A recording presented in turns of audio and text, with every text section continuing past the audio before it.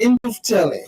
The program comes your way Monday through Friday, 7 to 9 o'clock in the morning. Let's speak from our hearts, heal our wounds, and build Mama Liberia for good.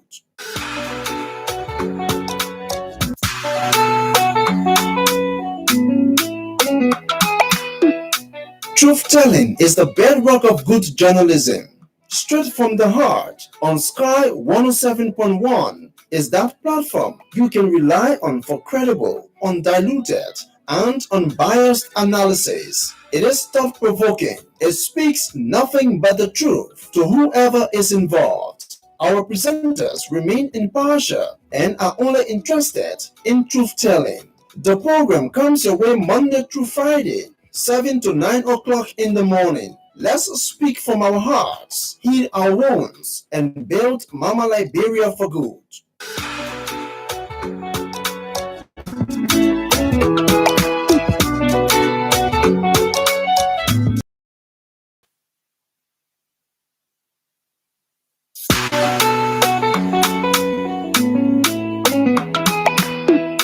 Truth Telling is the bedrock of good journalism. Straight from the heart on Sky 107.1 is that platform you can rely on for credible, undiluted, and unbiased analysis. It is thought-provoking. It speaks nothing but the truth to whoever is involved. Our presenters remain impartial.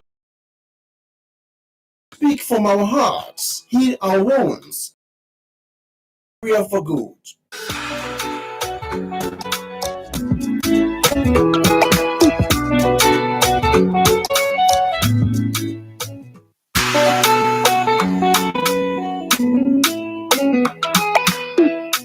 Truth Telling is the bedrock of good journalism. Straight from the heart on Sky 107.1 is that platform you can rely on for credible, undiluted, and unbiased analysis. It is thought-provoking. It speaks nothing but the truth to whoever is involved. Our presenters remain impartial and are only interested in truth-telling. The program comes your way Monday through Friday, 7 to 9 o'clock in the morning. Let's speak from our hearts, heal our wounds, and build Mama Liberia for good.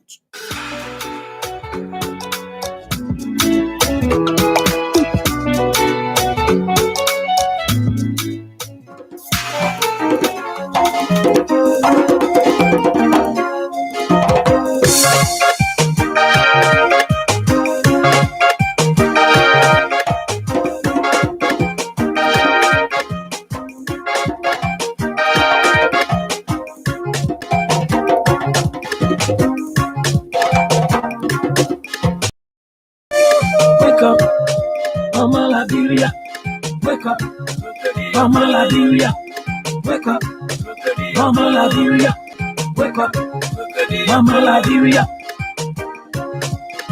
Liberia, oh Liberia, oh Liberia, wake up. Liberia, oh Liberia, oh Liberia, wake up. Liberia, oh Liberia, oh Liberia, wake up. In a pray. Oh, wake up, oh, wake up. Wake up, my people, can't you hear the song? Can't you see the shining sun? We've been sleeping so long. No time for guns, no time to do wrong. Say the war is gone, my people be strong. Wake up, oh, wake up and do something. Try to settle things the way we used to be. You know, it's all we need in our love and control. Mama, Wokama, wena moto mwaka, wokama, muna moto mwaka, ufanu, unyamanu, wokama, salune, labire, abore, gimiye, wokama.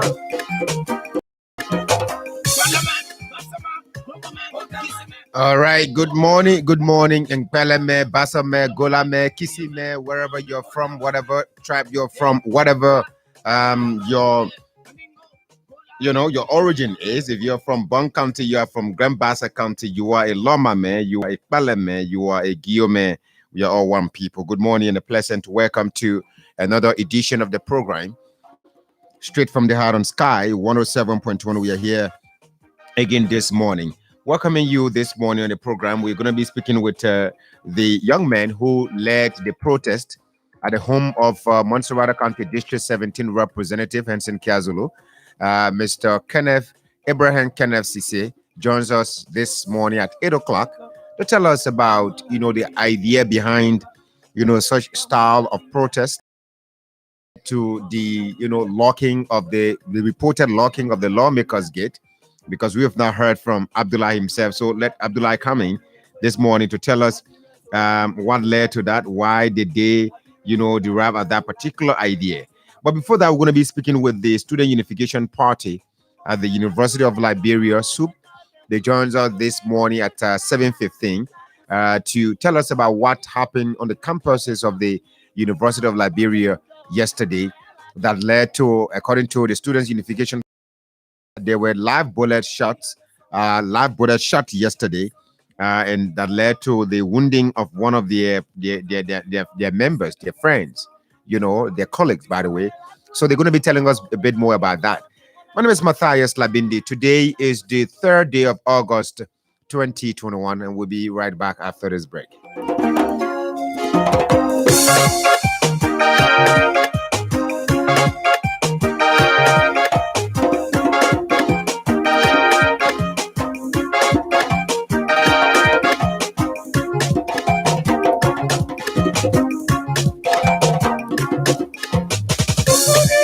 Wake up, Mama Liberia. Wake up, Mama Liberia. Wake up, Mama Liberia. Wake up, Mama Liberia. Liberia, oh Liberia, oh Liberia, wake up. Liberia, oh Liberia, oh Liberia, wake up. Liberia, oh Liberia, oh Liberia, wake up. Oh, let wake up, oh, wake up and do something. Oh, let try to settle things the way we need to be. It's all we need in our love and control, Mama. And that's right. Unity is exactly what we need in this great country, in our lovely country, Mama Liberia. Without unity, we are not going to be able to rebuild this great country, Liberia. Without love for this country, we are not going to be able to rebuild this country. Without love for Mama Liberia, it's going to be difficult for us to, get out of the shackles of poverty, to prosperity, to embrace prosperity as a nation. Without love for this country, we are not going to be able to, tell our children that during our time, we were able to carry out that, and XYZ development, because we're going to be so particular about, what benefits us directly by the time we enter government. So yes, this morning, the plate is again loaded. This is straight from the heart on Sky 107.1.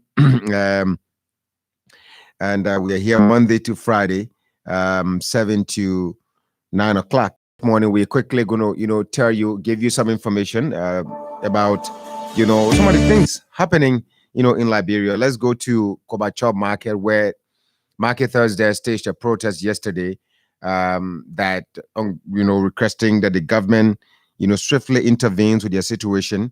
The condition of the market is appalling, and therefore they need the government, the president's swift intervention. But what is the irony of the marketers there in not Waterside, but the Omega market, is that a couple of weeks ago, if not just a they were privileged to see the president of the Republic of Liberia, who visited them, and he did a tour there. And we played you a clip here that we may just find quickly to also, bring it back to you.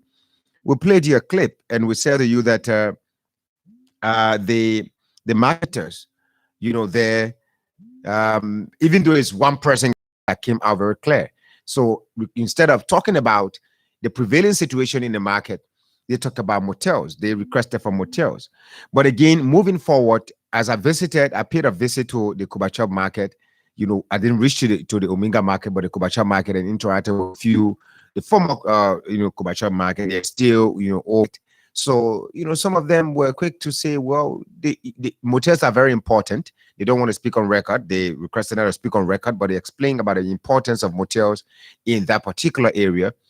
It's not the way people see, the call for motels, But the importance of motels in that area is so much so that some of their business partners leave from the rural areas, they leave from different places, and they come to Liberia.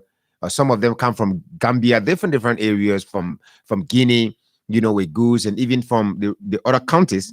When they come, to red light market, once they land in red light market, they also, they have to pass the night. Sometimes some of their goods do not finish at that time, so they have to pass the night. And during that process, they will need places to stay. And their customers, the people they come to do business with, do not have places for them to stay because they themselves, they have a lot of families. So for that reason, they have to go and pass the night in motels around the area, so that the next morning they can go on with their business transaction. So yes, if at any point in time I say something really demeaning about the request for motels by some business people around that Omega market, I apologize for that. Well, I just see the real essence and the importance attached to um motels in the Omega market and in a business area, because business people from other places who live from different environments and come to do business there also make use of these particular areas. So but it's just that the market, there's been no improvement so far. So there was no proper plan. Is the thing about the government initiative of, just as the way we're looking at the waterside market today, as the government is building tables along the sidewalk. Now we're talking about marketers. The city police officers are still chasing our brothers and sisters who sell along the sidewalk here on Broad Street. And so because they say that is not a proper place to sell.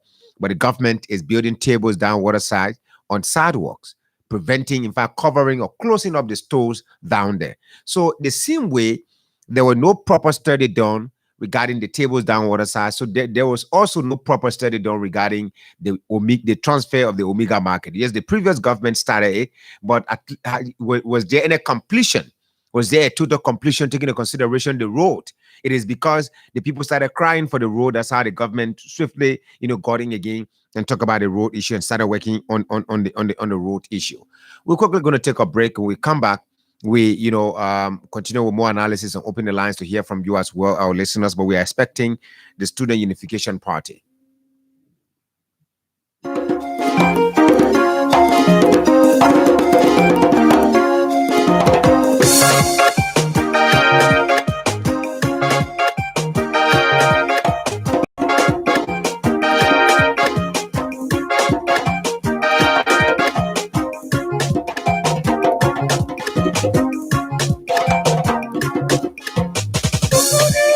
Wake up, Liberia. Wake up, Mama Liberia. Wake up, Mama Liberia. Wake up, Mama Liberia. Liberians, oh Liberians, oh Liberians, wake up. Liberians, oh Liberians, oh Liberians, wake up. Liberians, oh Liberians, oh Liberians, wake up. In a pray.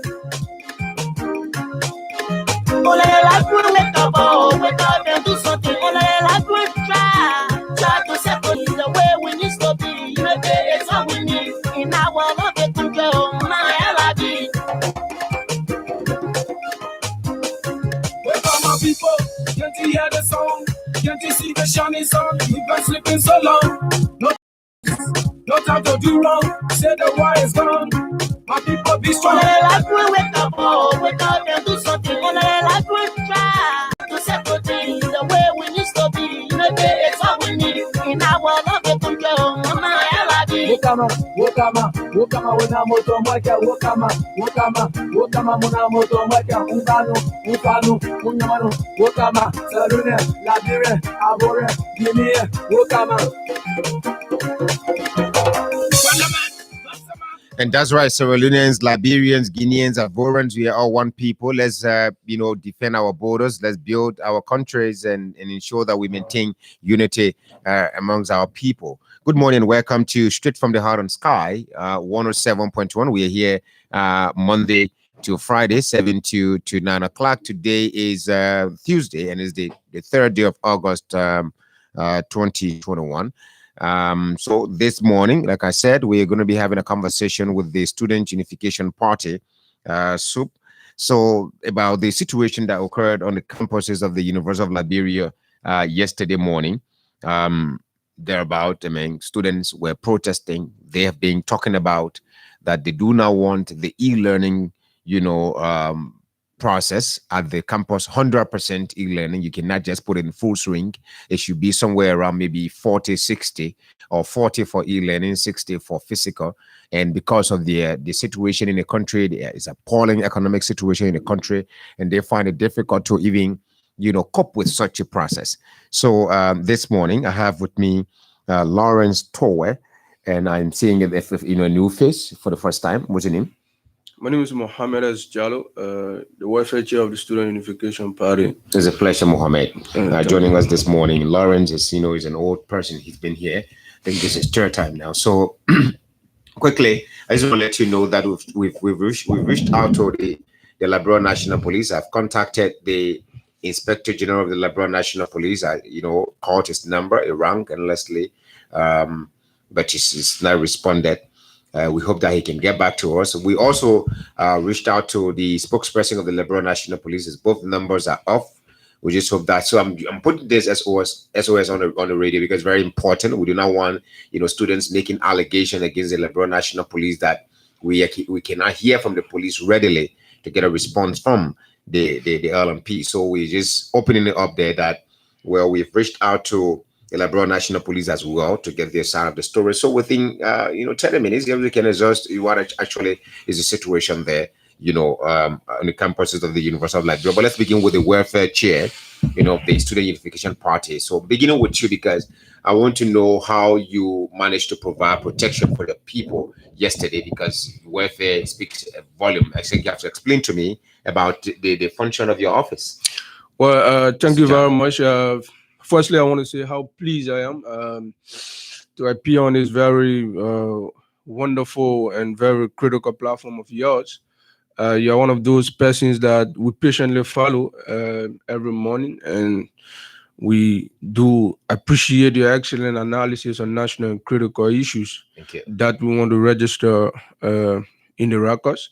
And also want to seize this occasion to extend revolutionary salute and felicitation to the over thousands of university students at the University of Liberia who are currently facing the ill-fated and trashy e-learning situation at the university, because it is not serving its fundamental purpose line.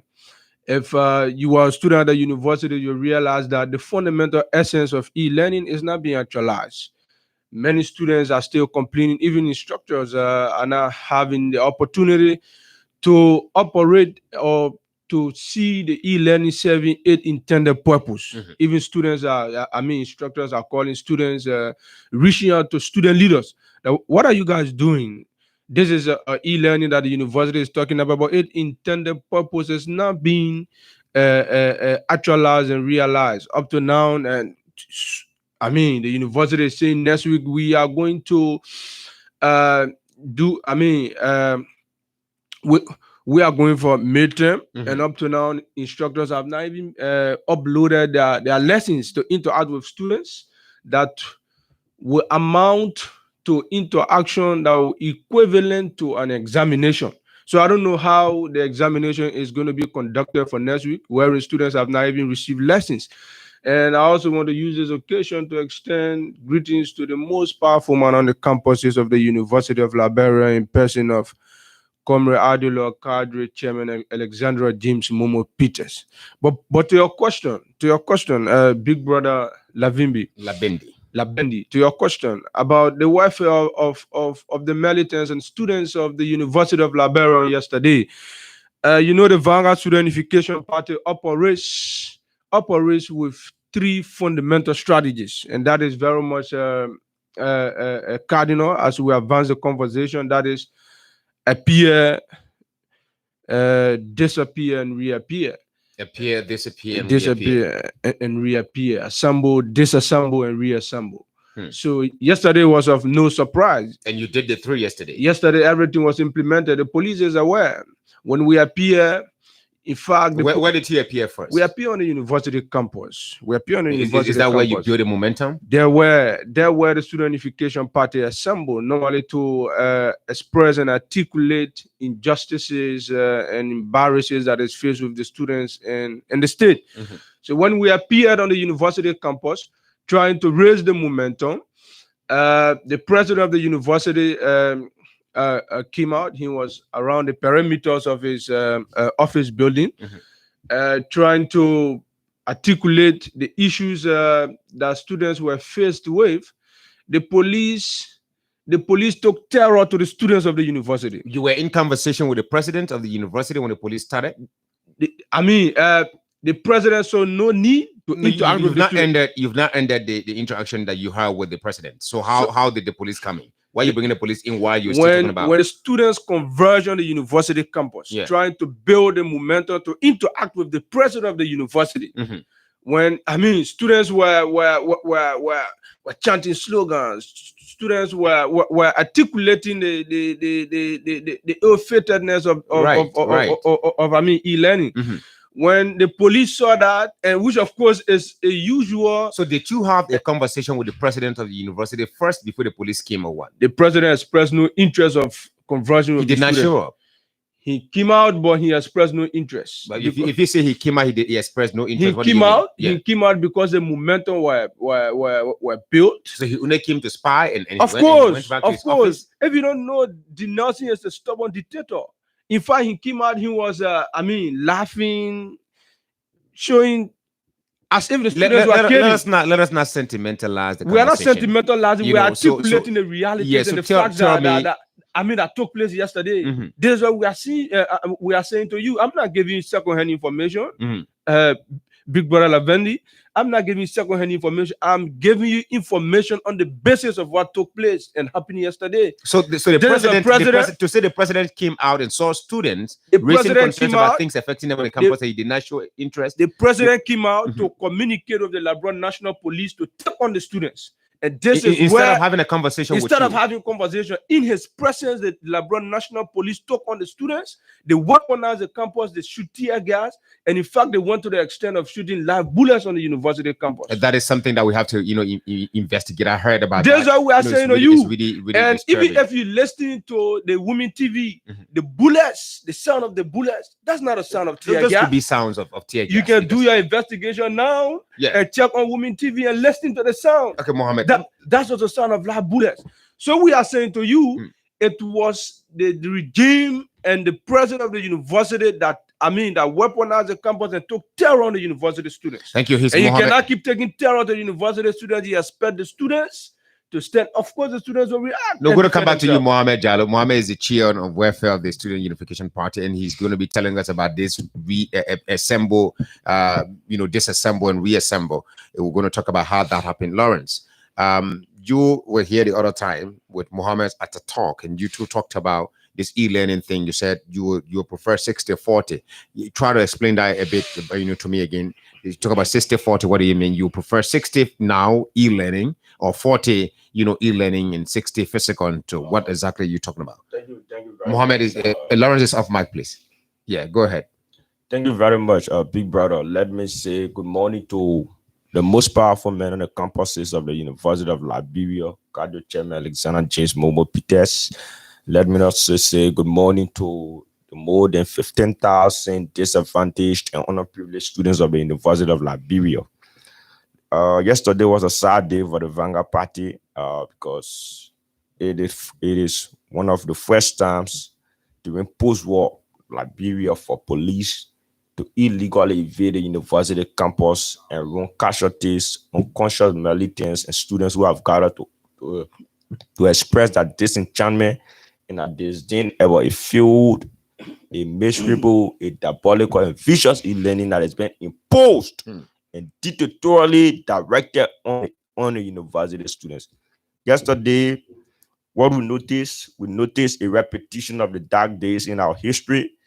We noticed a situation wherein the government has armed the police to clamp down on free speech. The government has armed the police to censor people's opinion and people's expression. It is very unfortunate that we intend to build a democratic society, and with all of the money that has been spent on the police, with all of the legislation that has been passed to professionalize and institutionalize the police, it is unfortunate that Patrick Sulu, who happens to be the Director General of the National Police, or Inspector General, by the way, the Inspector General of the Labrador National Police, will choose to reverse the police to a partisan force, because we know that the police were not acting on their own yesterday. They were acting under the instruction and the mandate of Patrick Sulu and Marvin Sakor, and as well as the head of the state. The University of Liberia is not a political party. So if you say partisan force, I think I don't know what you try to. So when I say partisan force, because the regime has proven to be intolerant of forces of dissent, the regime has proven to be intolerant of people who disagree. Why do you detest the e-learning process? Is it not something that will make you to go along as the world is evolving? Technology is expanding the world, knowledge is ubiquitous, and you don't want to be part of this evolvement process. Why are you detesting such process? I intend to come to the e-learning, but I would like to express what happened yesterday quickly. It's a very serious issue, because our comrades are currently in hospital fighting for their life. So we'd like to say that the police action yesterday was unprofessional. We condemn it to the highest degree, and we want to also inform the police that no level of intimidation and on-call provocation can silence the Vanguard Party or can silence the students. Did you block the streets, the road, the entrance of the University of Liberia? The militants of SUB did not block the road. What we did, we assembled, we paraded. Usually when SUB assemble, we parade on the main road from the main campus. How do you parade on the main road when you do not, obstruct traffic? No, we did not block the road. People have a right to parade. Okay. I mean, people can parade. Parade is not any form of. No, I just want to know how you talk about parading on the road, and then at the same time. The road is wide. Okay. Of course, the road is very wide. So and vehicles were moving freely. So when we paraded, we entered the university campus. The police, we do not know where they took instruction from. They invaded the campus, and the room casualties, they even shot live bullets. And the university terrain is a civil intelligence terrain. The university terrain is not a battlefield. It's not a battleground. The university has police. If there's a situation on the university campus that cannot be settled, the university has a police that can settle it. But for the Labrador National Police to invade the university campus is against international law. It is unfortunate. It is disappointing to the efforts that have been made to institutionalize the police. I still don't get, Mohammed explained it, some of the details and things as well, right? You people were having a conversation, wanted to hear from the president of the university. He came out, he did not talk to you people. According to Mohammed, he laughed at you people and walked back in. Subsequently, police came in, and so you were peaceful, you were calm, you were just, chanting slogan on the campuses of the university, and then suddenly police started firing tear gas. Can you be, a little bit explicit and give me a clearer picture? What actually happened? Were you throwing stones at anyone or so? So, I mean, if we're throwing stones at anyone, the university administrators who have reported, damage of property, damage of lives, or injury. But up to now, it is only militants and cadres of SUB got injured. So if we're actually throwing stones at anybody, it means the university authority or the police who have reported probably casualty that the students were stoning or, and so we had no opportunity to invade the university campus. We were very peaceful, and I think the police had no legitimate reason to invade the university premises. No legitimate reason to invade the university premises, and the only intention for that is to clamp down free speech and to suppress the opinions and views. Okay, Lawrence, I have to hold you a little bit. You guys are going to go further to explain, but I need to speak with Moses Carter briefly, the spokesperson of the Labrador National Police. This is the call I've been waiting to make. I tried earlier, but it couldn't go through. So Moses will just tell us quickly how the police, carried out its operation yesterday at the university campus. Moses, good morning. Welcome to Straight from the Heart. Yeah, I appreciate the fact that you're being able to reach to me, but I will hope that usually I'm giving prior notice, which will further enable me to be able to effectively provide you information. And this is what we usually do. So this is, a different situation. Sorry about that. Would you now, tell us quickly what happened yesterday on the campus of the University of Liberia? Well, the students of the university had, staged a protest on some internal issues in relation to their studies at the university. We had gotten in when we got invitation from the university in relation to the president of the university who was held hostage, who was said to be held hostage by some students of the University of Liberia. And so, and they were, in a violent mood. So we moved in and, were able to rescue the president, got him out of his office and out of the campus of the university. And in the interval of doing so, we used tear gas as a way of dispersing, the students who had, held their president on the hostage. And Moses, if you tell the students were, violent, and so now the president was in his office. Okay, what the students are giving me, the account they're giving me is different. No problem, that's yours, right? The students held the president hostage, and in so doing, you came in, you fired tear gas. They're alleging that you fired live bullets, and one of their colleagues is currently at the Catholic hospital undergoing treatment. Did you use live bullet yesterday? Well, I will not want to, further disclaim or, squash what they are saying. But the fact is what we must be interested in other than the sentiments. What am I saying? When someone is taken to hospital, out of a shooting, as a result of shooting, there is a medical report that accompanies, said person that is treated. Mm-hmm. I would be interested in you people following up on the medical report from the Catholic hospital. It's very interesting that we get to the bottom of this to establish who's telling the truth or who's not telling the truth. Sure. So what we will also do is, as the hierarchy of the police, we'll follow up on the Catholic hospital to ensure that the person that is there, that is being treated there, we'll follow up on the medical report of said person, so we're able to establish the claim of the students. But as I spoke to the commanding officer yesterday, Unit 112, Godfrey Colley, we were told by those officers who responded that they did not use live bullet. What they used was tear gas, which is non-lethal weapon.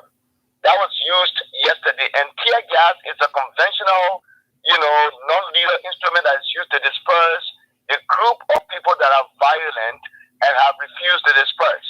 So, to the best of the students' claim, we cannot disclaim what they are saying. What we would love them doing is to follow up on a medical report from the Catholic hospital. Right. That we will also do, and so that we can be able to ensure that whoever that's responsible, if they were shooting, whoever that's responsible will be made to face the pool of the law. But it's important for us to go for the fact, other than just going for the sentiments. Moses, lastly, did your men, by the way, upon arrival on the campus of the University of Liberia, did they attempt to approach the students in a way of having a discussion, or according to you, because of their posture, there was no way that you people could negotiate a peace talk but to use tear gas? Usually when we move in, when we respond to situations, we don't start up with, taking, an aggressive posture. All right? Our first posture is usually to dialogue. And from the commanding officer's vantage point, when they got at the university, they are attempted talking to the students to see reason to open corridors for them, but those efforts fell on fertile ground, and they had no option but to use every means to ensure that the university president that I said to you was already, under the siege, was rescued, by our officers, and that we did successfully, and took him out of the university campus. Okay, Mr. Carter, thank you so much. It was a pleasure having you on this morning. You Moses Carter is the spokesperson of the Liberal National Police. Lawrence, you listen to Mr. Carter. So, live bullets, he said he cannot clearly deny that. But why didn't you people agree to sit down and have a dialogue? Since he has already claimed government attention, and the government, the police approach was basically about having a conversation with you people. So, firstly, when you listen to Moses Carter, he said he cannot agree on live bullets. And we are telling you that the police did use live bullet because we were on the scene. And Moses Carter was Has the hospital confirmed that? And Moses Carter was now on the scene. I mean, so, you took your colleague at the Cali hospital. Has the hospital confirmed that? Has the bullet been removed from his body? Our colleague at the hospital, and in fact, we removed our colleague from the Cali hospital because we publicized it yesterday, and we fear that the company might be haunted because the police has, like Moses Carter said yesterday, the police were aggressive, and he said usually the police, he also said people were already violent, so there's no way you can have a dialogue with a violent group of people. I have wondered if you have asked Moses Carter to explain what is his interpretation of violence. To have the president to hold the president hostage. How can the last president be held hostage? The president came outside the university. The president came out of the university, and you were in the square laughing. So you say we held the president hostage when the president came out of the university, out of the office, and you were in the square with the student militants. I mean, laughing. The police just interrupted and start shooting tear gas. So the president was not held hostage. Never held hostage. It is the first. I mean, thing we want to disabuse that the president was never held hostage. The president had his privilege to leave the university campus at all times. The students were never violent. The police did not act. The police did not create a situation wherein the students and the police who have even dialogue for a few minutes. The police just invaded the university campus with a straight man from Patrick School with the intention of brutalizing our country, and they accomplished that yesterday. It is their intention to instill fear and silence in the Vanguard Party. And Mohammed, let me ask you this question quickly. I want to get the way forward, but before that, why did you people destroy that private citizen vehicle? According to the report, that there's a video on social media circulating that there was this particular guy, before the main entrance of the university, that his vehicle was partly destroyed. Did you people partly destroyed? Student Unification Party. Student Unification Party is not noted for violence. Who staged the protest? Was the Student Unification Party is not noted for violence. Who staged the protest yesterday? The Student Unification Party, right? Yeah. So we are saying, did you have other people in your midst that carry out the act? I mean, that is a strategy of the reactionary forces. They create situation and shape the blame on the Student Unification Party. But as a revolutionary institution, it is normal. It is normal as a revolutionary institution. There are actions intended for propaganda damage. That's of course. You mean you had different elements in your midst? Of course, instituted elements to tantalize and damage the image of the Student Unification Party. Not once, not twice. It has happened. It can be accounted for in history. So for that, we don't even want to dwell on that. But so you don't take responsibility for the damage of the vehicle. Don't want to dwell on that. That is not the character of the Student Unification Party, and it shall never be the character of the Student What is the way Unification forward Party. now? Because right now they have started to spew disinformation and falsity to the public that the police went on campus to advance a conversation and the students did not agree. And that did not happen. It didn't happen. When we interact with the police, we talk about negotiation. They said no, they did not come to negotiate. They came to execute a simple mandate. Who's actually saying the truth here? The police requested negotiation. No, and you said no. That is not how. But you are now saying you're the one that even. This is a very official spokesperson that told you in that conversation that the president was held hostage. So they had to send their police on the request of the president of the University of Liberia, which of course I told you earlier that it was the request of the president of the University of Liberia for terror to be taken to the students. Peaceful students who never had any weapons, peaceful students who took their slogans and placards, and the appalling condition of the universities to articulate and express it to the students. When we say to you that denouncing is a stubborn dictator, these are the attributes we are talking about. Let's talk about this e-learning. So what is the way forward? I told you they sent police at the University of Liberia campus to disperse the students. So how can the police say, how can the official spokesperson, or I mean, at the same time say to you that they send police to negotiate with the students? But the police weren't prepared, according to what Moses said. He has there was no negotiation. The police weren't prepared. We are with two options. It's either you accept the negotiation or they disperse you, as the police did. But that's so not negotiation. The way forward? We had issues. What brought about the protest, Mohammed? Mohammed, let us not. I understand the things that maybe you guys went through yesterday, right? But let us not dwell so much on the protest. What led to the protest is the e-learning process. What is the way forward? I mean, you call it trashy, you call it ill-fated, and all of that in this modern age. I mean, it's modern age, but one thing, in this modern age, you terming e-learning trashy. We are saying to the people and the university administration that change is not instantaneous. Most especially a change to digitize the University of Liberia. It's not an overnight. Why do you fear change? It is not an Why automatic are you people process. fearing like you're afraid of change? We're not afraid of change. Students. The student unification party is not afraid of change. The student unification party has involved to bring the biggest change in the Republic of Liberia. It was the student unification party, the struggles, credentials of the student unification party that revolutionized this country. Maybe this dispensation of members of a SUP. one-party rule to a multi-party democracy. So a party that does not believe in change will not involve into such kind of struggle. So the student unification party is no stranger to struggle. We operate the character of change, and we're not afraid of change. What we are against is the automatic and the instant feelings and the instant definition of change. That will not support. And as change come along, we are very concerned about the qualitative nature of the change, not quantitative, just to impress certain people, right? And we are saying to you, the University of Liberia is underfunded. The University of Liberia is experiencing budgetary, deduction since the university was declared a free tuition institution. All right, and this is an information that the public must understand, so they can understand why the president of the university is so dearly seeing the e-learning as the only way forward, to bring change at the University of Liberia. This is a university last semester that could not afford water for the restrooms. This is a university last semester that could not afford markers, that could not afford academic logistics. From the look of things, Mohammed, you guys may not settle for this e-learning process. This is a university that could not afford electricity last semester. And this is a university that could not even afford to renovate the CPAV building. The CPAV building is experiencing leakages. When rain is falling on campus, you cannot have a regular class. And we communicated with the university that make sure you renovate the CPAV and the AB building in Fendor. Because the condition of the CPAV and the AB building in Fendor, these are conditions in the 21st century that students are not supposed to be faced with.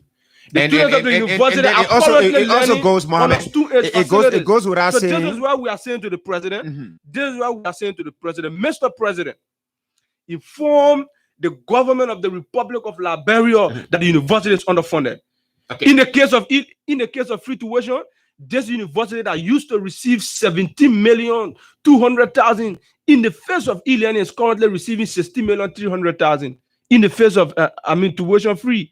And the president of the university does not have the balls to inform the government that is responsible to support education at the University of Liberia, to say to them that the budgetary allocation to run the university is absolutely insufficient. Okay, but you want to shift the blame on ordinary peasant students. Okay. Let's hold on a little bit. Last time we listened to the president, he was accusing the university students that they are the one responsible for the embarrasses and the appalling conditions at the University of Liberia, which of course you do not run the university, by the way. So let's hold on a little bit. Now you've listened to the interactions here with the young, university students, students of the University of Liberia, particularly from the Student Unification Party SUP, and they're here this morning giving us information about what transpired yesterday between they and the police. Let's hear from you now. Maybe you follow the video footages on social media, as it has been carried live by many online television.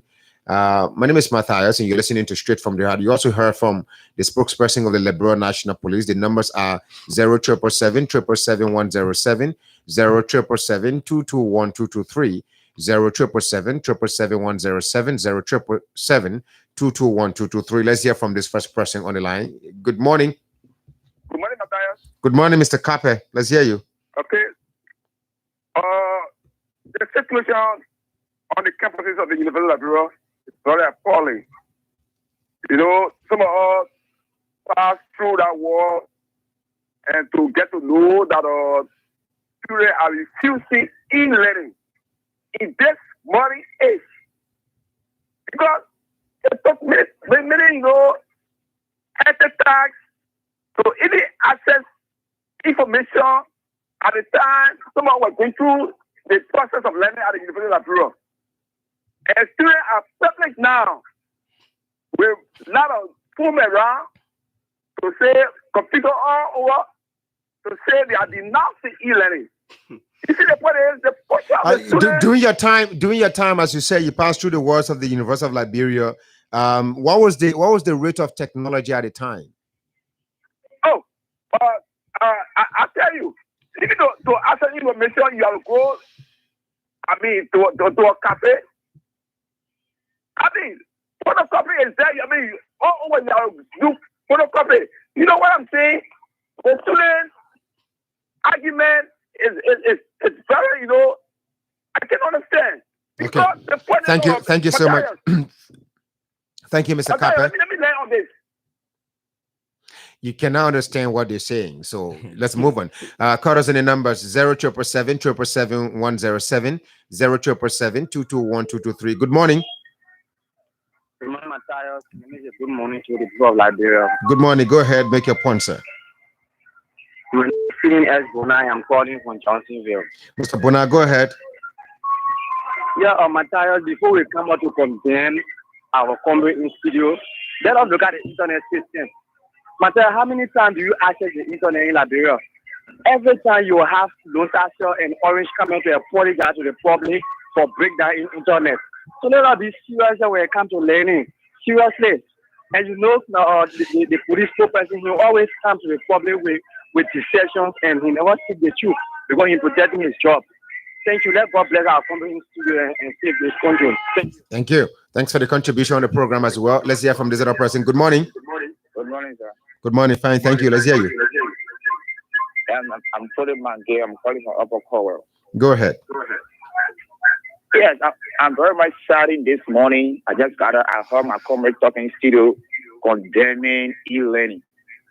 I think e-learning should be embraced in Liberia. Actually, our neighboring country, they are all into e-learning. Why we the youth are not ready to adapt to changes. And technology is the fastest growing sector right now in the world. Liberia need a technology system right now to enable us to do things according to system. Because if you do things with the technology, there will be a straight line, that there will be no bypassing anything. So Liberia should be happy, the students should be happy to make research on the internet. The internet is the highest technology. What do you need and you cannot get on the internet? Please, comrades, let us embrace the e-learning. We are learning abroad or in Ghana, in other countries. We know that technology is very much important to the sector of education. So please come down and pay heed to the administration to learn according to the system. Most of us in Liberia are not learning to make impact in our society. We are learning violence in our society. Most of us are learning in Liberia. Thank you so much for your contribution, my brother. Thank you for the contribution on the program this morning. I appreciate your call. Let's hear from another person too. Now, while it's true that we are also concerned about transition or change in a society, change is also not instantaneous. So sometimes we have to consider a number of factors too. One fellow call talked about internet connectivity in the country, how poor it is. I doubt whether we have 4G, internet in this country. Maybe it's 3.5 or 3. But let's hear from another person, one or two. Call us in the numbers 0777 777 107. Good morning. Good morning. Good morning. Let's hear you. Good morning. Good morning. Yeah, good morning. Let's hear you. Go ahead, make your point quickly.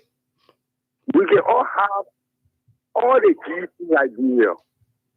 Are we looking at how much equip our students are financially? Discussing China. We are crying on the economy in Nigeria. We are crying on the hardship in Nigeria. Then you are condemning the taking into consideration our economic system. Thank you very much. Thanks for the contribution. Let's begin with you, Lawrence. Closer from your end, and we close up. Okay, yeah, Mohammed. Mohammed, in the traditional metrics of the Student Unification Party. Please, you have to do that quickly. Go ahead. So, disappointing parties, you know, they change, but they want to automatically and instantaneously see the change, which of course it's not possible. You must follow the rudiments and the procedural line of implementing change on anywhere and everywhere. And this is why, as a Student Unification Party, the 50 years of our existence, the 50 years of our revolutionary credential, we cannot be anywhere and see people evolving into automatic and instantaneous definition of change. This is a university that can even, give her students, access to internet connectivity. All right. You don't have internet on the campus? No, there's no internet on the university campus. And you say e-learning. This is the most disappointing part. And you did not only say e-learning, but you're talking about 100%. You know what I mean by saying 100% e-learning? The Student Unification Party is proposing 60 and 40. He said no. 60 e-learning? 60 and 40 traditional education. You are saying no, which of course is not possible at the university. And right now, all of the students are on the model. The model is jammed. You can even access your account. Everything is, ill-fitted and trashy. And this is why we are saying that change is not instantaneous. Okay. And we want to say to the president of the university that the University of Liberia is not where armed men can go. It is against the university handbook. And in the face of the president yesterday, the handbook of the university was violated on his instruction that the police should come and take, live ammunition university campus, and tear gas were shot. Live bullets were shot. So yesterday, the president violated the handbook of the university. Okay, Mohammed. And we are going to continue this until he listens to us, because he has no option but to listen to the university. His obligation at that university is to educate the Liberian people. Thank you so much, Mohammed. Let's hear from you, Lawrence. It's okay now, Mohammed. Lawrence, yeah, finally. So let me say thank you very much for the invite. And as I conclude, we'd like to call on our students, the more than 15,000 underprivileged and disadvantaged students to join the struggle, because the struggle continues today. Today, the comrades are going to be stationing another protest? Of course, the comrades have already assembled on main campus. So today, so the police should get ready. The police should get ready to work out and to tear gas and to gun down us, because this protest continues so long the university administration remains adamant and stubborn to our quest. So the comrades have already been assembled on campus, and we are headed on campus already. From here, we will be leaving for campus, and this put continue peacefully on the university campus, and we calling on national government, we calling on administration, university, and the faculty senate to see reason to listen up, because if we leave with the president alone, the president is a dictator. The president of the university is a dictator. I wonder how power can easily make people to say different things about you, because when he was appointed, a lot of you hailed him on social media. I read a whole write-up from Martin Colley. He wrote an article in local dailies here, talking about the kind of change, the catalyst change that the university was expected to get in the face of it is just unfortunate that the president has disappointed many of those who supported him. However, I was not one of those. We always have my objectivity, considering this president came from the dean of student and his records. It has always been a record of inconsistency and a record of inconsistency. So some of us had our objectivity. But however, those who supported him are disappointed because the president has repeated the very old dealings and activities of those who earlier said that post. And so we want to conclude by informing our students to come out in masses. The protest continues today. We will be staging the protest today, tomorrow, and the day after. So until there can be a dialogue, an amicable resolution that will satisfy the quest of the students. If not, the protest continues. Thank you so much, gentlemen. It was a pleasure, having you in here this morning. Lawrence S. Towell is the chair, propaganda chair of Student Unification Party, and along with him was Mohammed Jallo. Mohammed is the chair on the student welfare at the University of Liberia Student Unification Party. By the way, my name is Matthias. We'll stay here at 8:05. We're going to be having a conversation with the group Let the System Work. And Abdullah Kenneth Sise led a protest to the home of District 17 Representative Henson Kazulu. Is the protest that led to the jailing of some young people and the reporter humiliation of an OKFM reporter, Nyanti Toba. We're going to be hearing more from the protesters, the ringleader of the protesters this morning. We'll be right back after this news from the Voice of America. Safe and have a great day.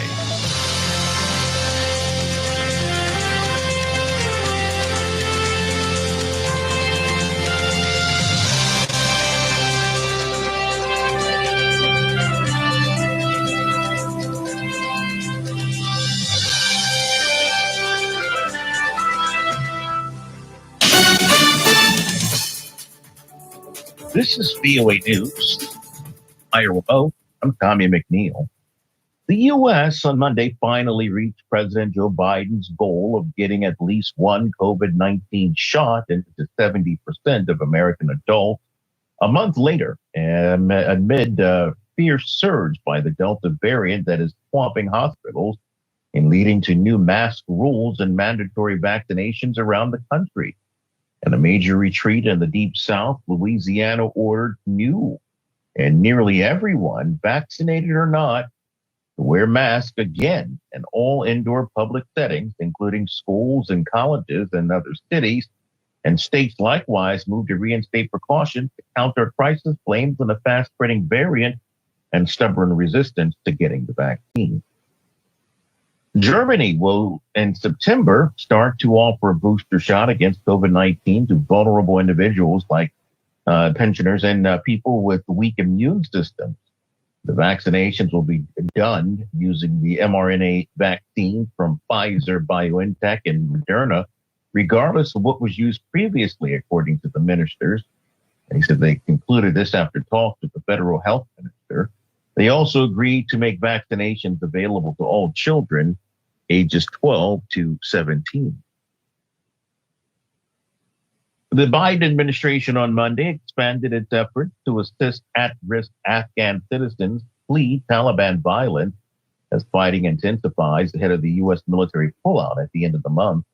The State Department said it is widening the scope of Afghans eligible for refugee status in the United States to include current and former employees of U.S.-based news organizations and more. This is VOA News. Iran's foreign ministry said on Monday that it will respond promptly to any threat against its security after the United States, Israel, and Britain blamed Iran for an attack on an Israeli-managed tanker off the coast of Oman. Iran has denied any involvement in the suspected drone attack on Thursday, in which two crew members, a Briton and a Romanian, were killed. The United States and Britain said Sunday they would work with their allies to respond to the attack on the Mercer Street, a Liberian-flagged Japanese-owned petroleum product tanker managed by an Israeli-owned company.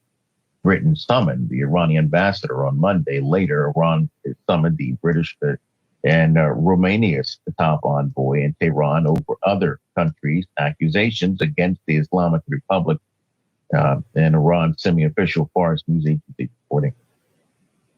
The number of children traveling alone who were picked up at the Mexican border by U.S. immigration authorities likely hit an all-time high in July, and the number of people who came in, families, likely reached its second highest total on record. That's according to a U.S. official citing preliminary government figures. The sharp increases from June were striking because crossings usually slow during stifling and sometimes fatal summer heat. U.S. authorities likely picked up more than 19,000 unaccompanied children in July alone, exceeding the previous high of 18,877 in March.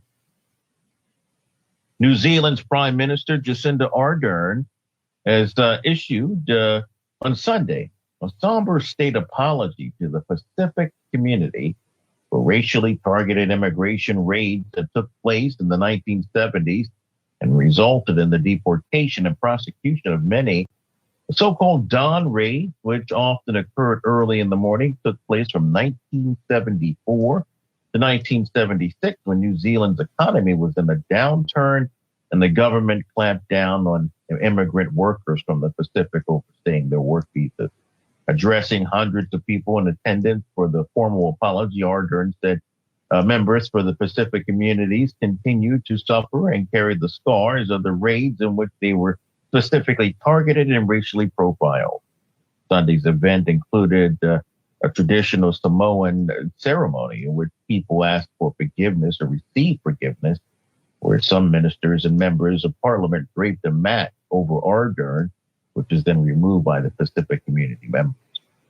More at voanews.com via remote. I'm Tommy McNeil, VOA News.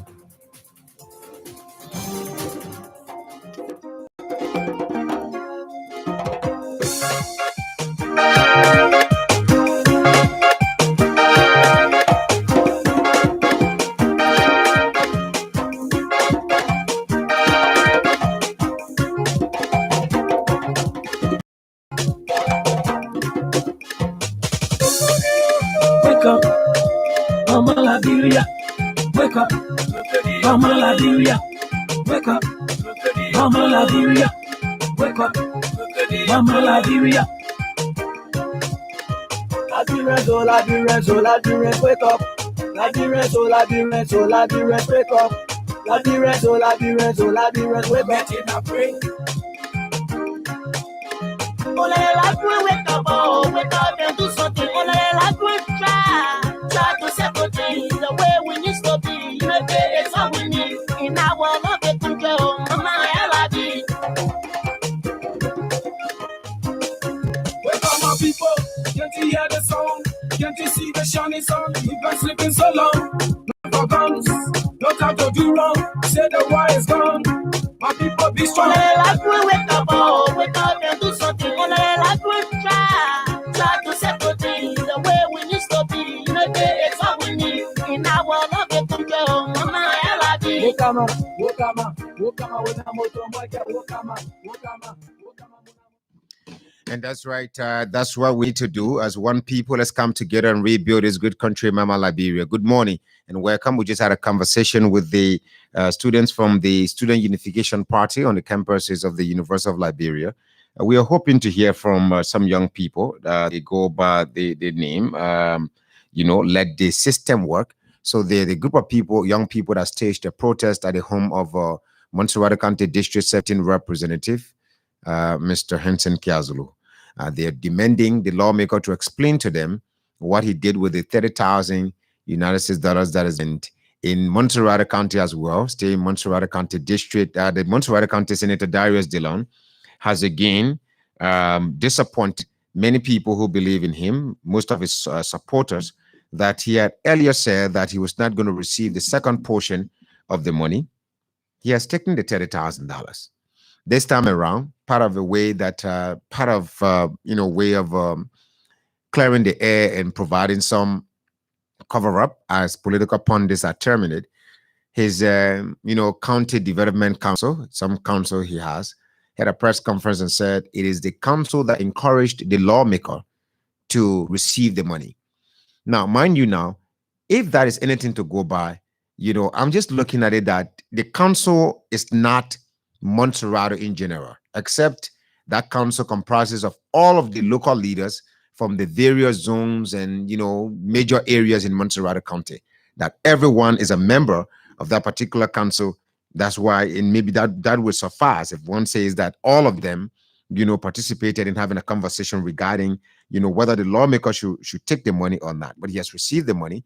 But the council says that the money is going to be used for the intended purpose in supporting the health sector of Montserrat County. But the bottom line is, he had said that he was not going to receive the second portion of the money, like Nyomble Kanga Lawrence, Senator Nyomble Kanga Lawrence of Grand Bassa County. She's so far the only person in the Liberian legislature that has not received the second portion of the money, and she has instructed the House. She has written and requested of the House to ensure that the money is, transferred, is, deposited into government's consolidated account, so that government can use said money for the fight against the coronavirus situation in the country. But for Senator Darius DeLong, he has received the money. He has, his office has received the money. And so there's an article I have here, and this is a document that is making its way to the national legislature. And quickly, let me just mention that the president of Liberia has taken a position, has declared that it is no longer interested. It is no longer interested in, it has, by the way, it has lost trust. Let me put it that way. It has lost trust in the government of Liberia. It no longer trusts the government in providing protection for journalists in the country, on grounds that since the president instituted the Lawrence Bropley Committee to investigate complaints from journalists about abuses against them by some public officials, including state security personnel. The committee has submitted the report, according to Dr. Lawrence Bropley, that the report has been submitted to the office of the president. Till now, the president is yet to make a single statement regarding this particular report. We're talking about abuses against journalists, and the president has received this particular report, is on his desk, but is yet to take a position, is yet to even communicate with the information ministry, maybe onwards communicate the information to the president of Liberia. That has not happened. It's been months now, since 1 year, some months now, since this particular, I think a year, 3 months now, since this committee was instituted or constituted by President George Weah to ensure that it investigates reports of abuses against journalists. And even up to the point that committee was instituted by the president, there has been more abuses against journalists. So it means that this is going to continue. We are going to be having, we have a system, we have what we consider as freedom of the press, freedom of expression, but in real sense, we do not have that in practice. That yes, you have freedom to speak, you have freedom to appear at a particular area and report your stories, you have freedom to go to a news beat, even at a point where there's a critical thing going on there. You can expose these things, you can report without fear or favor, and the state is going to protect you. We cannot guarantee that yes, the state is willing to protect us because of the way the state is behaving with journalist issues in the country. Group of journalists staged a protest calling on the government of Liberia to intervene in abuses, being carried out. Well, since I am the man who KEK, freedom of the press law, it is better that I take a position in ensuring that these people trust that I did not just put this thing in writing and pass it into law, as many good laws have been passed in this country without implementation. Let me also demonstrate some action towards this particular thing that I've done. And so by that, let me constitute or institute a committee to investigate the complaints that they have filed before my office, or to my office. This committee was instituted. The committee did an investigation, just like the NOCAD committee, the very first committee the president set up when he came to office. The president set up a committee to investigate all of the corruption matters, the corruption issues that were reported at the National Oil Company, NOCAD. But since that report was submitted to the president's office, we've not seen a single report in any news daily regarding the position of the president, even though excerpts of the report were reported in the Front Page African newspaper about recommendations made that all those that took the money from NOCAD should restitute the money into government's coffers. Oh, lest we forget, the president said that he was going to be protecting the former president of the Republic of Liberia. And given that the former president's son headed NOCAD, so I'm not too sure any, rational Liberian would sit there and expect that the president would take any action regarding whatever report or recommendations that were presented to his office by the very committee he set up. So it's the same thing with the media. So he set up a committee, investigate the media, and we look at that. The president is not even a friend of the local media. He doesn't care about us. He has not had any mutual interaction with us, like the president would do. That you won election 3 years, there's no to have any conversation with local journalists about that. We can ask him all of the open-ended questions, like the U.S. president, and other presidents around the world do. That we can have an interaction with him. That all of our concerns, our analysis, Even if some of us do not make it there at the press conference, it should be in a way that, well, maybe the president should be seated somewhere that some of us can phone in or write our questions and send them in prior to the press conference, so that these questions can be asked the president. As the questions are being asked, they'll say, yes, Matthias Labini from Sky wrote this question and he wants the president to address this, because not all of us will be able to maybe attend the press conference. It should go for at least hours, so that the president can speak clearly and have an interaction with the local media. That has not happened. It shows that this man, probably he's afraid of the local media. He's afraid of the questions that the local media is going to be asking. He knows that we know him better than the international media does. So probably that's why he's not having an interaction with us. But that is not the real issue. The issue here is that if you pass a law, if you say that this thing should be into law, it should be enacted into law, and you have not, by the way, you're not demonstrating that action. It's just about document. It's just about passing something into law. You're not demonstrating any action. You're not proving that, yes, you're able, to prosecute a police officer who, just intentionally, willfully, heartlessly humiliate a journalist. You've not demonstrated that action. You've not proven that, yes, you can do that. So the press, is left to, by the way, with no option to say, well, we no longer trust the ability of this government to provide protection for journalists practicing in Liberia. We no longer trust the Georgia administration that says it is here for press freedom. It is interested in tolerance. It is interested in ensuring that there is press tolerance, there is freedom of expression in the society, that journalists can report critical stories about the government. Those ones on the radio can do critical analysis, that even when they appear in public to do live coverage, where politicians or police who have listened to them during critical analysis against the government will not see them with evil eye. They will see them as messengers for change in the society. But on the contrary, we are seeing as enemies. So when we are abused and we report to the state ignores the report. Then what do you expect? I listened to the Deputy Presidential Press Secretary, not the Deputy Presidential Press Secretary, but the Deputy Minister for Press and Public Affairs, Mr. Jalawa Tompo, trying to disagree with Mr. Musa Kane, the Secretary General of the President of Liberia, when he was on OKFM yesterday, regarding the same issue I'm just highlighting, taken from the President of Liberia, that you cannot say that when he took over, he himself, he's been making intervention. You are just a presidential appointee, Mr. Tompo. What possible intervention can you make that will bring a change, that will change the president's mind from the way he wants to address the press issue? This man appointed you. What can you suggest to him? What can you say to him? Yeah. What can you possibly say that, well, okay, I want you to, Mr. President, it's better you prosecute some officials of government, like not Chokong Kui, but Chokong Roberts of the EPS, that prosecute these people, dismiss this man because of this. You cannot make any recommendation, Mr. Tompo. Well, you were just trying to step out, speak. I'm Deputy Minister for so it's my position, and I'm trying to play my role as deputy minister. So therefore, let me say to the public that the government is ready to ensure that journalists get their protection, that the journalists will get the protection, and at some time you cannot say that you just disagree with the PUR, that you cannot take such position that you don't trust the government anymore. What do you expect us to do? What do you expect the PUR to do? After a year plus, the government is still sitting with this report. Is yet to take any position on it. Anyway, we're getting information about a situation at the National Transit Authority, the NTA.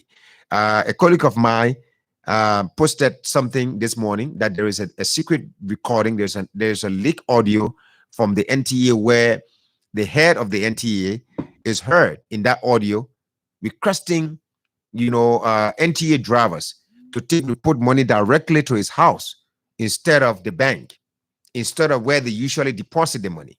All right. So the report money should go directly at his house. No wonder why. If this is anything to go by, I would like to listen to the clip myself. If this is anything to go by, then it means that's the reason why workers there cannot get paid, because somebody is taking the report directly home. He's collecting the monies daily and taking it home. And there's also another information we're getting that there's a deployment of ERU officers currently at the NTA preventing workers from entering. I don't know for what reason. We hope that in our subsequent broadcast we can bring you more details about that particular information from the NTA. But to this very important document, before we open the lines, our guests have not arrived yet. To this very, very important document, a university professor is proposing something, toward bar labor in this country, or against bar labor, not toward bar labor, against bar labor in a country. So he titled his article on fair wages, salary delays, and salary arrears. It's a short document. I would like to, read it, take my time, read it, and we'll digest it together, open the lines, and you comment on few things that, that I've highlighted as well. All right. On fair wages, salary delays, and salary arrears. The need to urgently eliminate the greater of the evils that continues to increase poverty and destroy our society.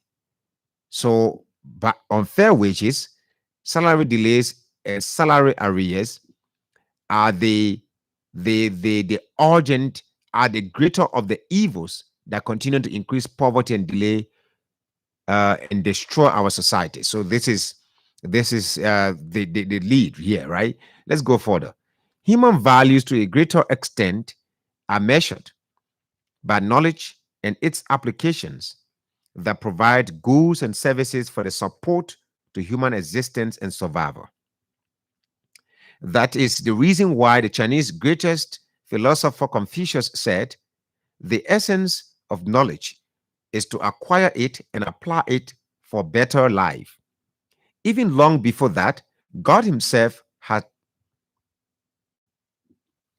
quickly, let me look at this.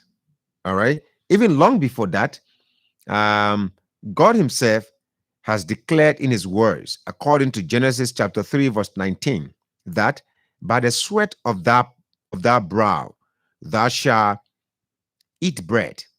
In simple language, it means we must work hard before we get food to eat from the values of our labors. It also means that from our hard work, we will receive some wages or benefits, either in cash or kind. But why do we work and the values of our labors are either delayed or diminished? How do we survive without the values of our labors? What are the consequences of the delays of our wages or benefits from the values of our labors? The main reasons why we, the working class, continues to suffer are an open secret, either the lack of proper order of priorities, poor planning, or simply human greed and shared wickedness of those who are in authority. The evil practices by many individuals, groups, and institutions of authority, both public and private, continue unchecked for many years in our society with impunities. Some administrators or individuals in authority do not care about all the sufferings and embarrassments associated with these evil practices, such as unfair wages, delays of salaries, and salary arrears. Time is the most indispensable element in nature because it is required to do anything in life. For this reason, all individuals, groups, and institutions, public and private, must respect the time values of human labors because it is the means of decent living for honest people. Without the timely payments of the values of human labors, the sufferings of mankind will continue to increase and even get worse as life and time go on year after year. Therefore, the time value of money is of very great importance.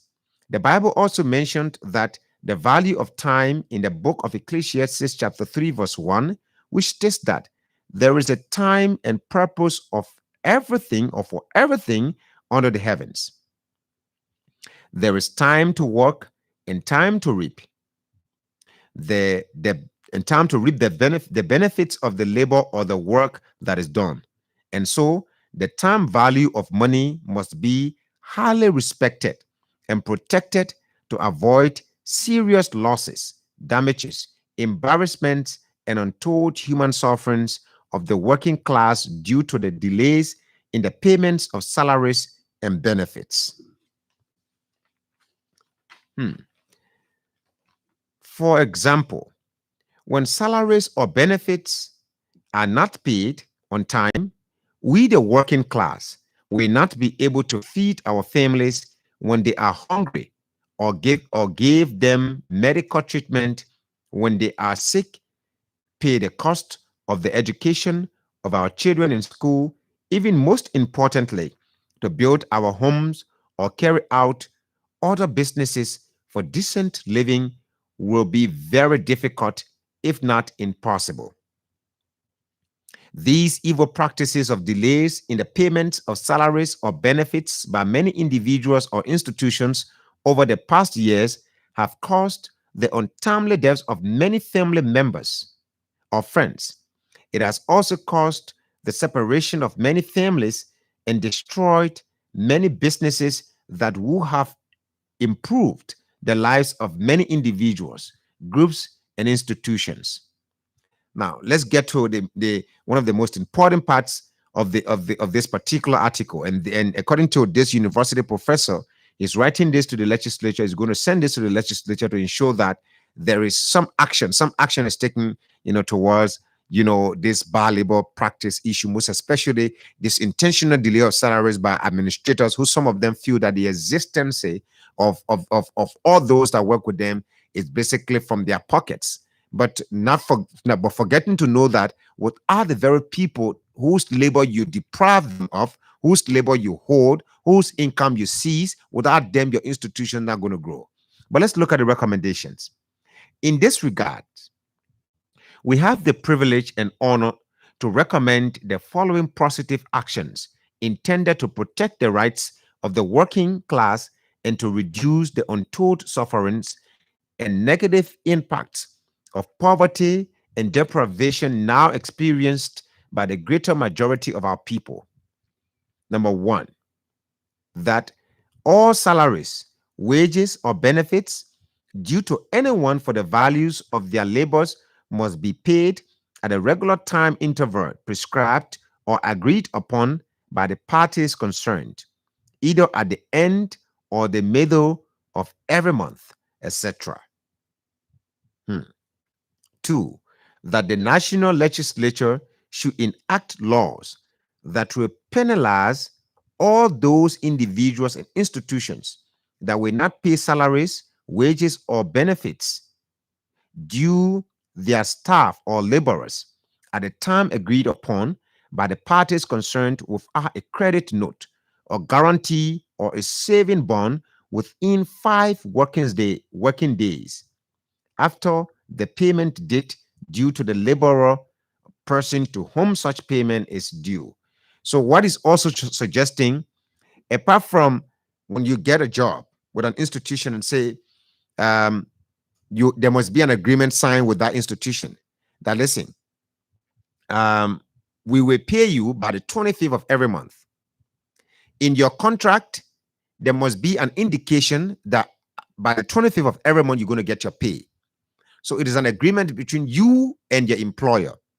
If your employer does not pay that money on the 25th, the employer automatically cannot be penalized. His second recommendation gives the employer an opportunity to issue a credit bond, all right, a credit certificate. In other words, that this said institution, or let's use Sky FM as a case study. Sky Communications Liberia acknowledges that it is due Mr. Matthias F. Labindi XYZ amount, blah, blah, blah, blah, blah. Signed, sealed, blah, blah, blah. That credit bond, that particular credit notice that's going to be given to Matthias, Matthias can use that money. Matthias can use that credit bond and even take a loan from a bank and even take credit from someone. because an institution legitimately, a legitimate institution that he works with, has written a document attesting and putting itself on record that we owed Matthias XYZ amount. So Matthias has money somewhere. The thing is, we have not paid him. So in other words, it's also mean that yes, the paper in his hand is legal. You can credit him money, and at any time we will pay. Even the bank will find confidence in. So if you were to owe me for 5 months, every month you give me a credit bond. Every month you give me a credit bond. Every month you give me a credit bond for the 5 months.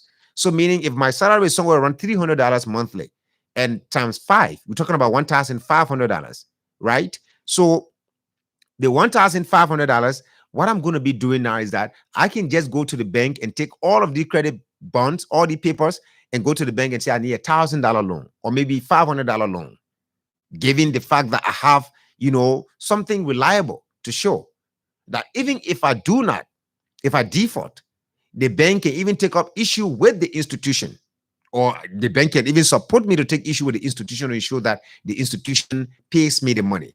Let's get on to the third recommendation. But it's also talking about, let's get back to that particular one, right? Number 2, let me get back to number 2 that I just explained.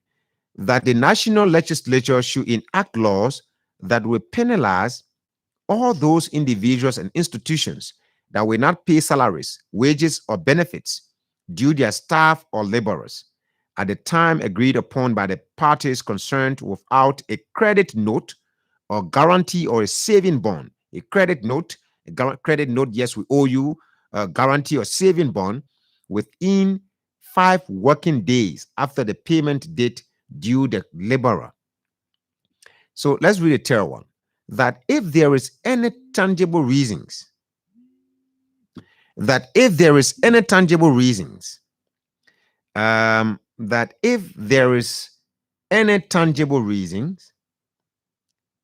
for delays in the payment of salaries, wages, or benefits, the employer or debtor must give a 1-week prior written notice to the person to whom the payment is due. You get this one? It's all about respect. Like I was saying the other day in the case of Macaulay, that if you are an administrator, you need to make sure that you have a conversation with your people. You have a conversation with your staff so that they can know what is actually unfolding, what led to their delay, what led to the delay of their salaries. So it's very, very, very important. This is about, respect to your fellow, to your staff. So that is why the university professor is suggesting that it is very, very important, to ensure that we have this particular thing instituted so that all of us can work around it. Let's look at the third one he was reading.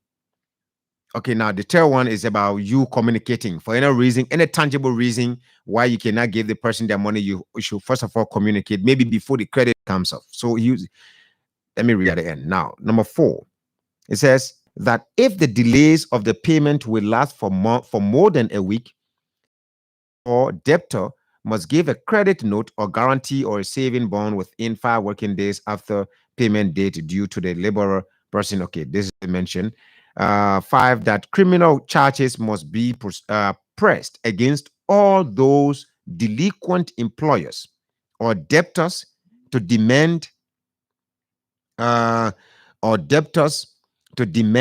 prompt payment and a refund for the cost of losses and damages sustained by the laborers to whom the payment is due as a result of the delays in the payment of salaries or benefits.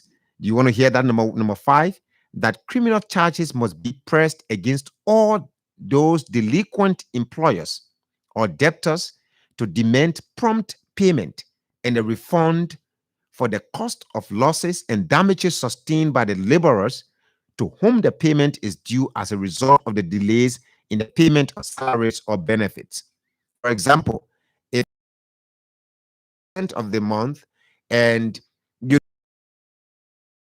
there are a series of recommendations did not give me any credit notice and all of that credit saving bond and all of that guarantee or saving bond, there should be some criminal charges pressed against that particular employer. Because a lot of things happen because in Liberia, there's something I said the other day, many of us know that one person working, one employee is responsible. I mean, a successful employee, one who is earning at least, right? The one who is earning a living wage has about maybe 6 to 7 persons on his head that he's responsible for. All right. One employee in his town is responsible to take care of maybe about 5, 6, 7, 8, up to 10 persons. So by the time you delay the man's salary, it's either by that time his daughter or one of his, relatives, children staying with him has been thrown from school. He's only waiting for the month to end to get paid and go and take care of the school fees, and you delay his salary. You've already made that kid to not go to school that semester. So what is recommending here is that there should be criminal charges pressed against delinquent employers. That if you delay this man's salary and during that time interval, something happens with his family. For example, maybe if he's thrown out of his house and is humiliated, it causes family psychological trauma, that employer must be able to pay the damage, all of the things that person will go through during that process because of the way they treated that person. Because of what it is because of that, of the employer's delay in paying that person's salary. That's the reason why that person went through the humiliation, the public embarrassment that the person went through. Number 6, interesting document, isn't it? That the remedies for the demand of prompt payments and refunds for the cost of losses and damages sustained by the laborers must be enforced without delays by the executive branch of government as directed by the courts to ensure the prompt payment of the salary arrears of benefits sooner than later. So this is not something that it would just be, if you don't pay the man thing and this and that, you owe the man. So if you were to pay the person $300, for the end of the month, and because of the delay in the payment of the $300 of that person's monthly salary or arrears, you've caused the person serious embarrassment. You've caused the person to go and credit with interest. That I beg you credit me $200, I'll pour $100 on it. So the person had already credited their entire salary. And during that process, a lot of things happen with the person's family. You should be here responsible to take care of all of these things that a person will go through during the time you delay their pay without any tangible reason. Because during the time the person is not paid, the institution must make it its own duty to communicate with the employees, so that they can be able to understand what exactly led to the delay or is leading to the delay of their salary. Let me read the conclusion. If properly enforced, will reduce the stress and frustrate their integrity as significant partners for national developments. That will also minimize or eliminate these irresponsible practices of the delays in the payments of salaries or benefits by some wicked and cruel employers or debtors who continue to abuse the values of human labors and mistreat many good citizens. As peoples of the civilized world must respect and support the culture of equal work for equal and timely pay for the values of human labors.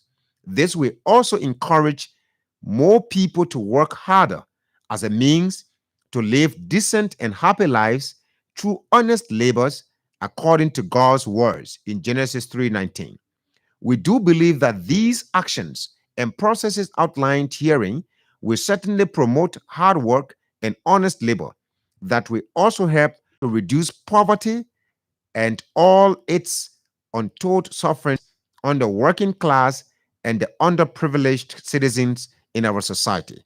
However, it is necessary to note that the enforcement of these laws requires a strong political will without fear or favor on the part of national leadership. I like the conclusion. Strong political will. All of the laws in the country on political will. And this document was compiled and presented by Professor Gerard T. Weir Sr., Chairman Emeritus, Department of Mathematics, AME, Zion University, 166 Benson Street, Monrovia, Liberia. So this is what he's proposing. This is a document, and he's going to write this, reduce this into something to, present to the national legislature, and it's going to be published in several dailies. Now you see, he summarized all of the problems, and I think he's putting employers into a very tight position that most of them who have people working with them will now go to bed sleeping, closing their eyes like they usually do now. Ignore problems of the people, ignore that people are working and they do not care about the pay and all of that. So I just want to, this is just about building the momentum. The craft of this document is going to be our guest on Nothing to Hide this afternoon, about 3 to 4 o'clock. Professor Gerard T. Weir Sr. joins us this afternoon to talk more about this document and provide us more information, more explanation as to the idea behind this particular document, whether he himself is a victim of bad labor, is a victim of someone holding his arrears, his salary, and so on. So with all the things we've highlighted, let's have a conversation with you this morning. Call us on the numbers now.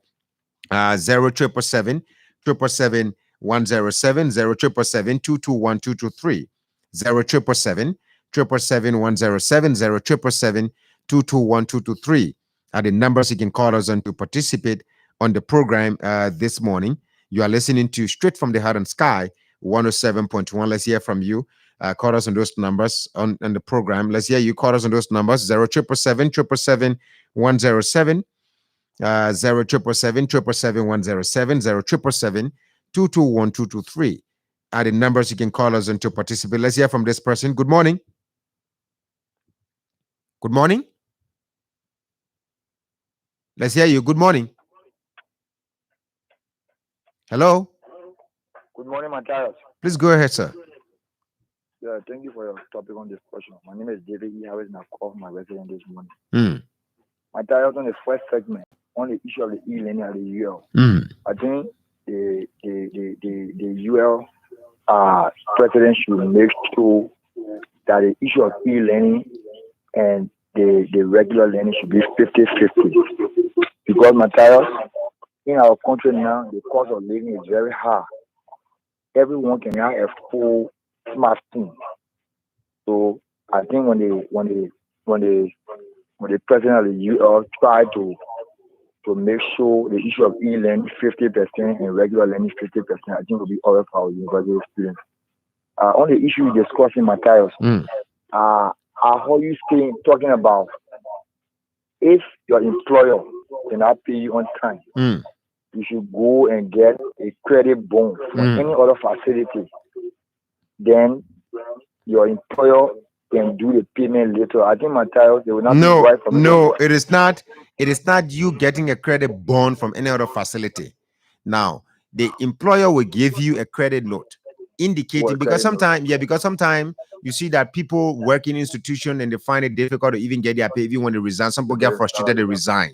And when they resign, they do not get their pay. So when the credit note is given to you, it level you not to go and use a credit note to go and take credit from somewhere. But I'll just give you some examples. Yeah, I'll just give you an example.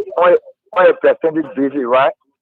Yeah, I'm just saying that was just a suggestion from my end. It's just something I was just saying in analysis. But what he said is that the credit note will be given to you. That even if Harris, even if it takes you 2 years, you still have a document in your hand that shows that particular company owes you. That's the point. All right, thank you, Matthias. I will wait even to hear the professor to come and elaborate on that document. Yeah, then we can call in and recommend. Thank you. It's very important. Let's hear from this other person. Good morning. Good morning. Call us in the numbers 0777 777 107 Good morning. Good morning. Let's hear you. How's your morning, sir? Fine, thank you. Let's hear you. Okay. By the way, I'm Mr. Lucian Gray. Mr. Gray, go ahead. I normally like to listen to your program. It's a pleasure, sir. Regards to the e-learning at the state university, you know, me, I'm from a human rights background. And Liberia signed of the UNESCO protocol 1970. You get me? When that protocol was signed, the Liberian government never ratified it to domesticate it. Other countries have done that. That government will have opportunity when you pay all your annuals. Those facility will come to your country. Like, for example, the University of Liberia. For the e-learning now, for example, that were introduced there, most of the professors said, most of them, you go and ask them, it's free to them. All right? So, and looking at the social condition and looking at the society that we have, most of these students, it will be hard for them to pick up with it. So the government itself need to organize itself and to see how the program can be introduced bit by bit. But you cannot go over something and just introduce it. Okay. You have to find the problem. Okay. Now, the next one you are just discussing, my colleague, who the last caller. Yeah. You know, in the employment sector, like the labor ministry, sometimes we go there to come at the problem. The employer, most of the employers, they don't have time for the employees. They just say, okay, you are employed. You can't tell the man the probational time and how they will be paid on time. And the man is expecting to take pay right after more end. So now more end, 2, 3, so next to the next 40 months before you can get the man from a pocket. And not really. So our labor ministry, the whole system need to be overhauled by material. We need an effective system. I'll tell you. Thank you. Thank you so much. Thank you so much, sir, for your contribution on the program this morning. You two can do the same callers in the numbers 0777 But the crafter of this document, Professor Weah himself, is going to be joining us this afternoon. Let's hear from this person on this other side of the line. Good morning. Good morning. Good morning, Mr. Pele. Please walk away from the monitor, sir. Yeah, I'm a little bit distant from you. Go ahead. Okay. I think with the issue of the University of Liberia, to shut down the university, and we'll start reporting 0 cases of COVID for at least 2 months, then we're going to open the university. Why I say that, right? Around the world, universities now are doing e-learning. You know, our university is overcrowded. So I think if the students are saying they cannot afford the e-learning program, they cannot able to put data in their phone, and all of those excuses, though at a university, you should not be having no kind of excuses for now. Let's show the university that they have blood in the street and embarrassing other peaceful citizens. I think that would be the best thing to do. We have done it in the past. We waste people's time. People go to be out there for 4 years. They will be there for 10 years. Because every day we demonstrate for things that are in our own interest. So I think the president needs to shut down the university. That way when we finish with COVID, they will start a university. Otherwise, we just got to go to e-learning. With the issue of salary and all that kind of stuff, right? Bad labor practice, payment, right, of salary, other expense is definitely tied to revenue generation. They have taken public businesses, like for example, you talk about Sky Heaven, right? If people don't come down there to do advertisement and other programs, sponsorship, Sky Heaven will not get money to pay you. No, that's a fact. They will not get money to pay you. So we say, okay, because the institution is not generating revenue, then we lay off people also. Then they go sit down and they will get money to start paying people. When they start coming, they will bring you back to the job. So the issue of the professor is a very broad issue. Very broad. Not a communication attached to it. But what I think, they are always way forward. You know, the local kind of recommendation you were making, they are always way forward.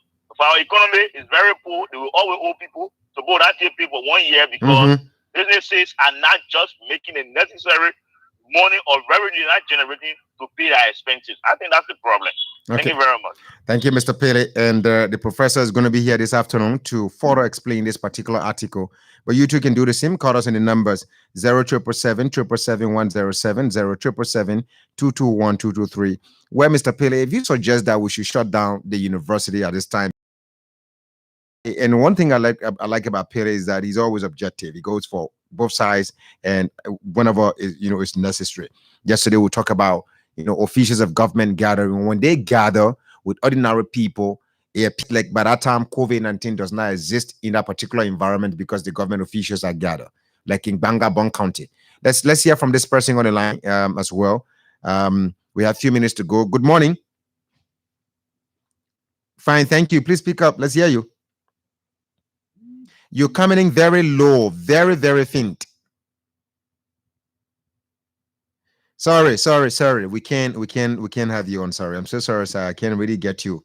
And I need to, do it in a way that my listeners will also hear you. So you can call us back on the numbers 0777 107 0777 221 223 are the numbers you can call us on to participate on the program this morning. Let's hear you on those numbers. We've highlighted a number of issues, and this particular document from this university professor, is something that it's just a summary of almost everything that we're going through in the labor sector. Those of us who are both in the private sector, even in the government sector. Let's hear from this person on the line. Good morning. Good morning. Let's hear you.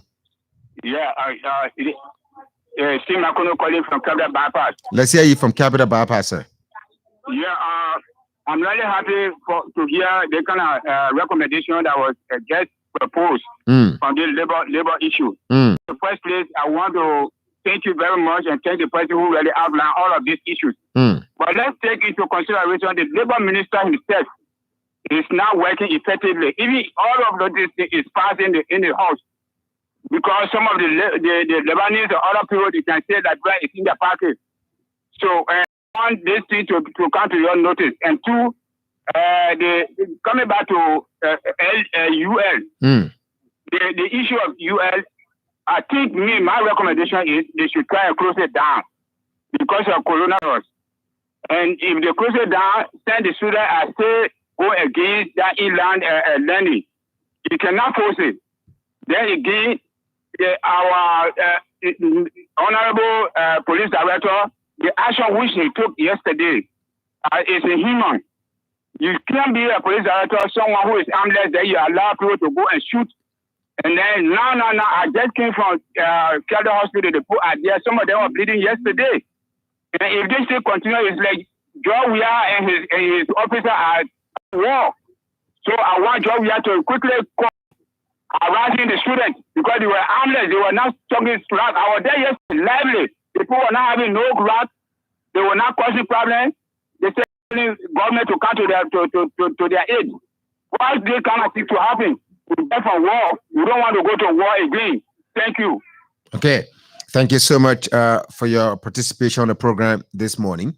You too can do the same. Call us on the numbers 0777 777 107 0777 221 223 are the numbers you can call us on to participate on the program this morning. There's the document, of course. Everyone, we appreciate the professor for writing this document because he's just summarized all of the issues affecting, people in the labor sector, employees and their bosses. Most of the time, they clash on the issue of salary arrears, even with government. Let's hear from this other person on the line. Good morning. Good morning. Good morning. Good morning. Let's hear you. Thank you for your show this morning. Thanks a lot. Let's hear you too. This is President Sanima calling for the precise and you could turn. Go ahead, sir. That's why we like the media. For the media, it's all about the nation and the people. This country, I don't know where we're going. If the government or the lawyer can say something in the school sector area, I don't know why the student they call themselves high school graduate, they call themselves UL graduate. I can only say it's just kill us like a war. Because a student, a typical student, that's where you can get your respect for to get a job, to tell the world that even Liberia is not extend to the Right. Anyway, let's move on to another person. If you are there, join us too on the program on the numbers 0777 777 107 0777 221 223 are the numbers you can call us on to participate on the program this morning. You are listening to Straight from the Heart on Sky 107.1. And let's hear from this other person on the line. Good morning. Good morning. Good morning. Yes, good morning, Mr. Matthias. Let's hear you, sir. My name is Simona Green. I speak on the Council of West. Let's hear you, sir. Matthias, my father told me is requesting for the letter, for the article written by the professor. You are telling everything that you are happening in our society. We will certainly know that one person who is affected by some of the properties that is being what we are saying that security is one policy on the cost of the getting. After we were getting in city by the Ministry of Justice, and somebody came down and called out for new next to think for that thing. That was his name, and he went at the Ministry of Labor. He won a case at the Ministry of Labor. The Ministry of Labor now get the German the 22nd. So now we are now using our benefits.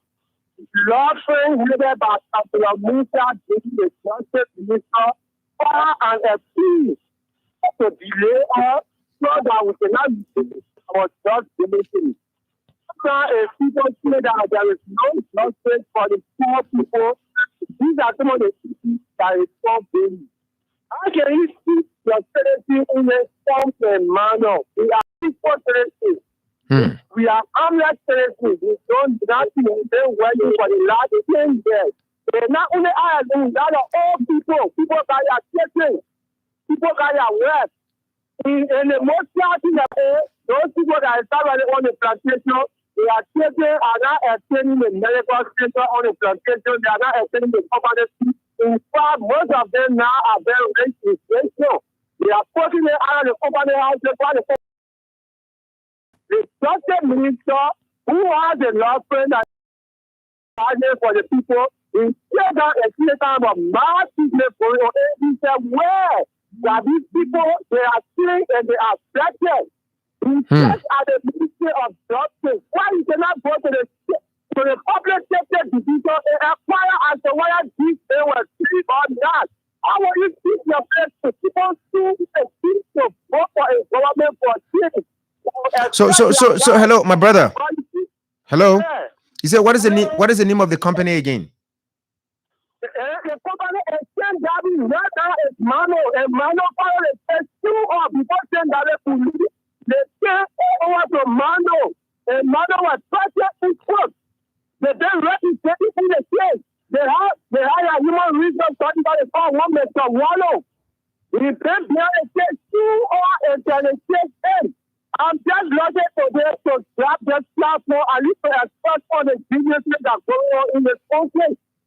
It is very wrong. Okay. You cannot look at other people survive with benefit as an individual. It's wrong. So Okay. let the council, let the justice minister start and see out there that these people, they are not benefit. Thank you so much, my brother. All the security authorities now on the post to stand up to protest to come up with all rallies, then you will provoke the security apparatus because according to potential, then you say police there to go tear gas people to the street. Why people want to say is no you see apparatus? Yes. Okay. Thank Thank you so much, my brother. Thanks for the contribution. I know, these stories, these accounts of people going through bad labor in many areas, never stop coming.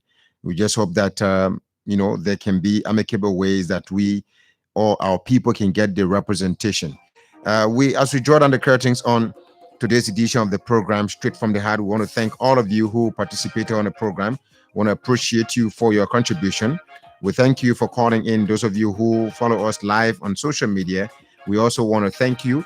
But join us this afternoon from 3 to 4 o'clock. We're going to be having a conversation with Professor Gerard T. Weir Sr. of the African Methodist Episcopal Zion University.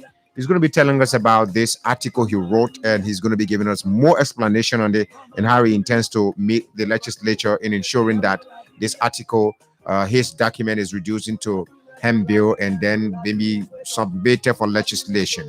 My name is Matthias Labindi. Have yourselves a wonderful wonderful working Tuesday.